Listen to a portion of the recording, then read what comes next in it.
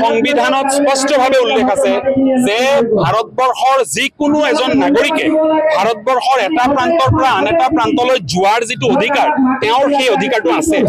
এজন ভাৰতবৰ্ষৰ নাগৰিকে ভাৰতবৰ্ষৰ যিকোনো প্ৰান্তত গৈ তেওঁ বসতি স্থাপন কৰিব পাৰে, কিন্তু এইটো কেনে ধৰণৰ নেৰেটিভ যে মুছলমান মানুহখিনিয়ে অমুক জাগাত থাকিব নোৱাৰিব, মিয়া মানুহখিনিক অমুক জাগাত থাকিবলৈ দিয়া নহব, এই অধিকাৰটো তেওঁলোকক কোনে দিলে? এতিয়াতো আমাৰ সন্দেহ হৈছে যে অসমত চৰকাৰৰ শাসন চলিছে নে এই গুণ্ডাসকলৰ শাসন চলিছে। সেইসকল কাপুৰুষ, কাৰণ কাপুৰুষে কেৱল ভাবুকি দিয়ে, কাপুৰুষে ভাবুকি দি সেই সন্মুখৰ মানুহজনক দুৰ্বল বুলি ভাবি তেওঁলোকে কেৱল মাত্ৰ ভাবুকি দিয়ে। মই এটা কথা সুধিব বিচাৰিছো, মিয়াসকলে এনে কি অপৰাধ কৰি পেলালে যাৰ বাবে মিয়াসকল উজনি অসমত যাব নোৱাৰিব? মিয়াসকল ভাৰতবৰ্ষৰ নাগৰিক, মিয়াসকল ভাৰতবৰ্ষৰ যিটো অবিভক্ত ভাৰতবৰ্ষৰ মেপ আছে সেই মেপৰ অংশীদাৰ। মিয়াসকল পাহাৰ বগাই অসমলৈ অহা নাই, মিয়াসকল কোনো দেশৰ পৰা খেদা খাই অসমলৈ অহা নাই। মিয়াসকলৰ ভাৰতবৰ্ষত অসমত সিমানখিনি অধিকাৰ আছে যিমানখিনি আন জাতি জনগোষ্ঠীৰ আছে, আৰু এই অধিকাৰটো মিয়াসকলৰ পৰা কোনেও কাঢ়ি ল'ব নোৱাৰে। আৰু যদি চেষ্টা কৰে তেতিয়াহ'লে আইন আছে, আমি আইনৰ দ্বাৰস্থ হ'ম, আইনৰ শাসন ভাৰতবৰ্ষত চলে। এইটো কোনোবাই গাৰ জোৰেৰে অকল ৰাজনৈতিক নেতাৰ শাসন চলাব বিচাৰিলে সেইটো মানি লোৱা নহ'ব। ভাৰতবৰ্ষত আইনৰ শাসন চলিছিল, চলিছে, চলি থাকিব।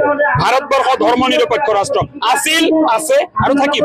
এই যে ধৰ্ম নিৰপেক্ষৰ যিটো চৰিত্ৰ এইটো যদি কোনোবাই নষ্ট কৰিব বিচাৰে তেতিয়াহ'লে আমি সেইসকলক দেশদ্ৰোহী বুলি কওঁ। যিসকলে ভাৰতবৰ্ষৰ সংবিধান নামানো বুলি কয়, যিসকলে ভাৰতবৰ্ষৰ সংবিধানৰ যিটো সাংবিধানিক চৰিত্ৰ, যিটো ধৰ্ম নিৰপেক্ষতাৰ চৰিত্ৰ সেইটো যদি কোনোবাই নামানো বুলি কয় তেওঁতো ব্যক্তিগত দেশদ্ৰোহী। দেশদ্ৰোহী কাক কয়?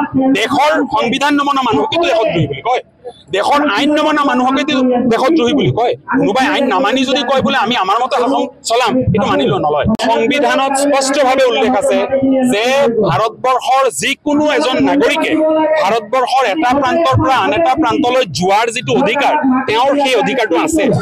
এজন ভাৰতবৰ্ষৰ নাগৰিকে ভাৰতবৰ্ষৰ যিকোনো প্ৰান্তত গৈ তেওঁ বসতি স্থাপন কৰিব পাৰে, কিন্তু এইটো কেনে ধৰণৰ নেৰেটিভ যে মুছলমান মানুহখিনিয়ে অমুক জাগাত থাকিব নোৱাৰিব, মিয়া মানুহখিনিক অমুক জাগাত থাকিবলৈ দিয়া নহব, এই অধিকাৰটো তেওঁলোকক কোনে দিলে? এতিয়াতো আমাৰ সন্দেহ হৈছে যে অসমত চৰকাৰৰ শাসন চলিছে নে এই গুণ্ডাসকলৰ শাসন চলিছে। সেইসকল কাপুৰুষ, কাৰণ কাপুৰুষে কেৱল ভাবুকি দিয়ে, কাপুৰুষে ভাবুকি দি সেই সন্মুখৰ মানুহজনক দুৰ্বল বুলি ভাবি তেওঁলোকে কেৱল মাত্ৰ ভাবুকি দিয়ে। মই এটা কথা সুধিব বিচাৰিছো, মিয়াসকলে এনে কি অপৰাধ কৰি পেলালে যাৰ বাবে মিয়াসকল উজনি অসমত যাব নোৱাৰিব? মিয়াসকল ভাৰতবৰ্ষৰ নাগৰিক, মিয়াসকল ভাৰতবৰ্ষৰ যিটো অবিভক্ত ভাৰতবৰ্ষৰ মেপ আছে সেই মেপৰ অংশীদাৰ।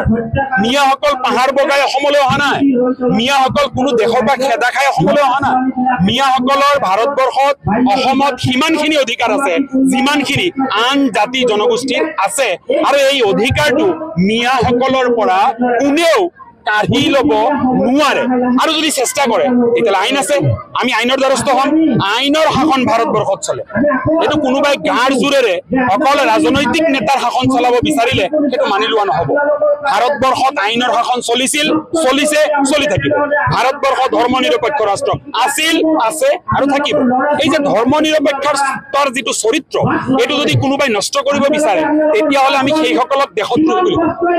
যিসকলে ভাৰতবৰ্ষৰ সংবিধান নামানো বুলি কয়, যিসকলে ভাৰতবৰ্ষৰ সংবিধানৰ যিটো সাংবিধানিক চৰিত্ৰ, যিটো ধৰ্ম নিৰপেক্ষতাৰ চৰিত্ৰ সেইটো যদি কোনোবাই নামানো বুলি কয় তেওঁতো ব্যক্তিগত দেশদ্ৰোহী।